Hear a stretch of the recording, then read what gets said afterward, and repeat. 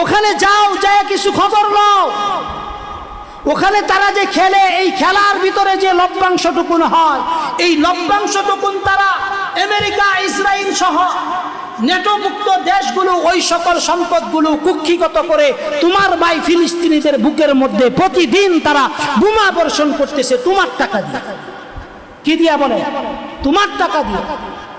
তুমি 7 আপ খাও, পেপসি খাও, কোকা কোলা খাও, তো তোমার এই টাকা দিয়েই তোমার ভাইয়ের বুকের মধ্যে ছুরি চালাবে।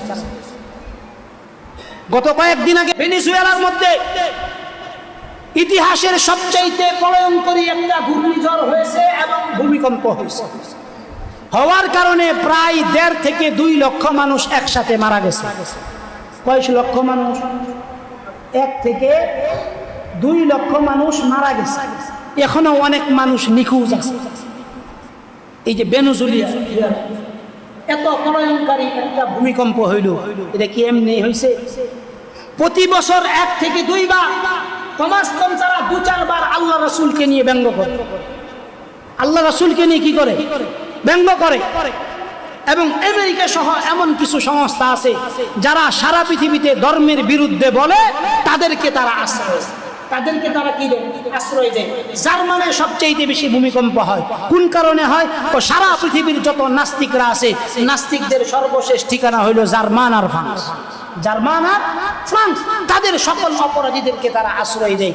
আজকের এই বিশ্বায়নের যুগে, এই বিশ্বায়নের যুগে, গ্লোবালাইজেশনের যুগে তোমাকে, তোমার চরিত্রকে নষ্ট করার জন্য এই বিশ্বকাপ ফুটবল খেলা নামে যেই মহামারী আমাদের এই দেশে ছড়ায়া দেওয়া হচ্ছে, তোমার দেশে, আমার এই দেশে যতটা ফুটবল নিয়ে মহামারী হইতেছে, নিজেদের ভিতরে মারামারি হইতেছে, কাটাকাটি হইতেছে, উৎসব হইতেছে, স্বয়ং আর্জেন্টিনা, ব্রাজিলের মধ্যেও এতটা আমেজ হয় না যতটা আমার এই দেশের মধ্যে। কথা সত্য না মিথ্যা? জুড়ে বলেন, কথা সত্য না মিথ্যা? এইটা আমাদের জন্য বদনসিব, কপাল পোড়ার কারণ আগামীর যুব সমাজ নষ্ট হইতেছে একটাই কারণ, সেটা হলো এই ফুটবল খেলা। এই ফুটবল খেলার মাধ্যমে কোটি কোটি টাকা জুয়া খেলতেছে, কোটি কোটি যুব সমাজ তাদের চরিত্র নষ্ট করতেছে। শুধু এইটা না, নিজেদের কষ্টার্জিত টাকা এমন খাতে ব্যয় করতেছে, যেই খাতে ব্যয় করার কারণে কোনো মুসলমানের বাচ্চা এই ফুটবলকে ভালোবাসায় এমন এমন কথা বলে যে অনেকগুলার সরাসরি ঈমানই থাকে না, কিন্তু তারপরেও তারা নামদারি মুসলমান দাবি করে চলতেছে। নামদারি মুসলমান দাবি করে কি করতেছে? চলতেছে।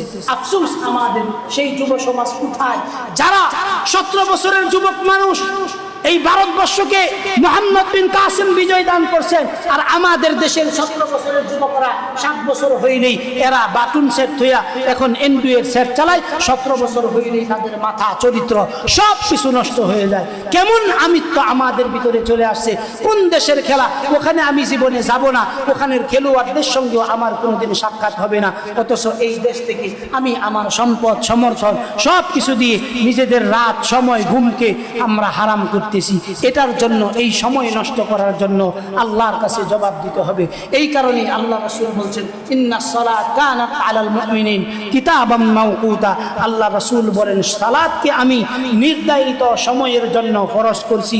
যেই ব্যক্তি মুমিন, এই ব্যক্তি সালাতের ভিতরে খুশুর সাথে সালাত আদায় করবে, আর যেই ব্যক্তি মুমিন না, এই ব্যক্তির জন্য আল্লাহর কোনো বক্তব্য নাই। কারণ আল্লাহ এবং তার রাসূল তার কোনো জিম্মাদারি নেবেন না, তার কোনো জিম্মাদারি নেবেন না। অতএব প্রিয় ভাই আমার, জীবনটা অল্প সময়ের জন্য, দেখতে দেখতে আমাদের হায়াতের জিন্দিগি আস্তে আস্তে চলে যাইতেছে।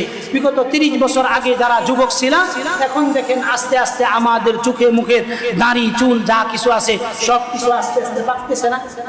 বলেন, পাকতেছে না? অধিকাংশ মানুষই আমরা দাড়ি পাকা মুরব্বী হয়ে গেছি। আর কয়েকদিন পরে হয়তো আমরা আস্তে আস্তে কবরের দিকে যাব। আমাদের যুব সমাজকে যেন সঠিক পথে আমরা পরিচালনা করতে পারি, এই কারণে আমাদের চেষ্টা করা দরকার আছে না নাই? আছে।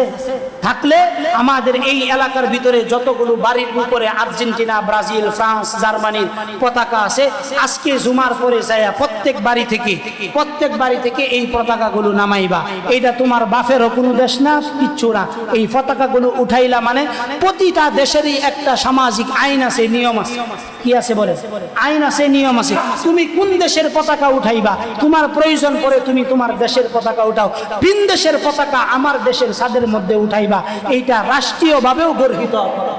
এটা রাষ্ট্রীয়ভাবেও কি গর্হিত অপরাধ। এজন্য এই পতাকাগুলো নামায়া যদি তোমার পতাকা উঠাইতে হয় লা ইলাহা ইল্লাল্লাহু মুহাম্মাদুর রাসূলুল্লাহ সাল্লাল্লাহু আলাইহি ওয়াসাল্লামের পতাকা উঠাও।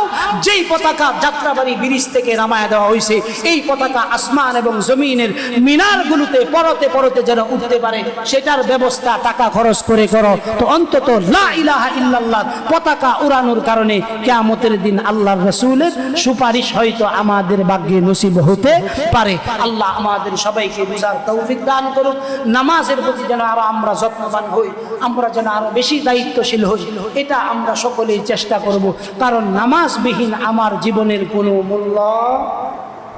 রাসূল বলেছেন বাইনাল আবদ ওয়া বাইনাল কুফরি তারকুস সালাহ, যেই ব্যক্তি নামাজ পড়ে এই ব্যক্তি মুমিন, যেই ব্যক্তি নামাজ পড়ে না এই ব্যক্তি কাফের। এখানে আপনি যদি বড় মিয়াও হন, আপনি নামাজ না পড়লে আল্লাহ রাসূলের হাদিসের ভাষায় আপনাকে মুমিন বলার কোনো সুযোগ, জোরে বলেন, মুমিন বলার কোনো সুযোগ না।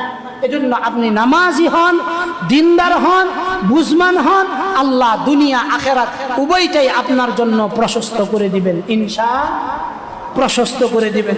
এজন্য প্রশস্তের জিন্দেগি যারা চাই, ফাসজুদ ওয়াকতারিব, বেশি বেশি আল্লাহর কদমে নিজেরা সেজদা দেই, নিজেদের সন্তানদেরকে সেজদা দেওয়ার জন্য চেষ্টা করি। দেখেন আমরা যারা ফজরের নামাজ পড়ি রাত্রে, এখন এই গরমের ভিতরেও অধিকাংশ সময় রাত্রে 3 ঘন্টা 4 ঘন্টা কারেন্ট থাকে না, কথা ঠিক না ঠিক? 3 ঘন্টা 4 ঘন্টা কারেন্ট থাকে, রাত্রে আমরা 1-2 ঘন্টা ঘুমাইতে পাই। গতকালের আগের কাল কি হয়েছে, 4:14 আমি ঘুম থেকে উঠছি, তো 14 ঘুম থেকে উঠছি, অনেক সময় আছে আচ্ছা আর 5টা মিনিট ঘুমাই, 5টা মিনিট ঘুমাইতে যায় হেরা দেখি 4:51 বাজে। কয়টা? 4:51। গরমের দিন অল্প ছোট রাইতের ভিতরে যারা সত্যিকার অর্থে ফজরের নামাজ জামাতের সাথে আইসা পড়ে, এরাই প্রকৃতপক্ষে মুমিন, এরাই প্রকৃতপক্ষে কি মুমিন। আপনি যদি ফজরের নামাজে, জুমার নামাজে যে মুসল্লিগুলো হয়, এই মুসল্লিগুলো যদি ফজরের নামাজের মধ্যে ব্যবস্থা করে দিতে পারেন, এই সমাজ এমনিতেই সোনার সমাজ হয়ে যাবে, এমনিতেই কি হয়ে যাবে, সোনার সমাজ হয়ে যাবে। এই জন্য ফজরে মুসল্লি বাড়ানোর জন্য আমাদের উত্তর সাইডে, দক্ষিণ সাইডে কিছু যুব সমাজ তৈরি হয়ে গেছে, উত্তর সাইডেরও কিছু যুব সমাজের দায়িত্ব নেওয়া প্রয়োজন, যেন ফজরের সময় আমরা ডাইকা মুসল্লিদেরকে মসজিদে নিয়ে আসতে পারি। এই চেষ্টাটা আমরা প্রত্যেকেই করব ইনশাআল্লাহ। আল্লাহ সবাইকে বুঝার তৌফিক দান করে, সবাই বলে আমিন। ওয়া আখিরু দাওয়ানা আনিল হামদুলিল্লাহি রাব্বিল আলামিন। যারা কাবলা জুমা পড়েন নাই দয়া করে 4 রাকাত কাবলা জুমা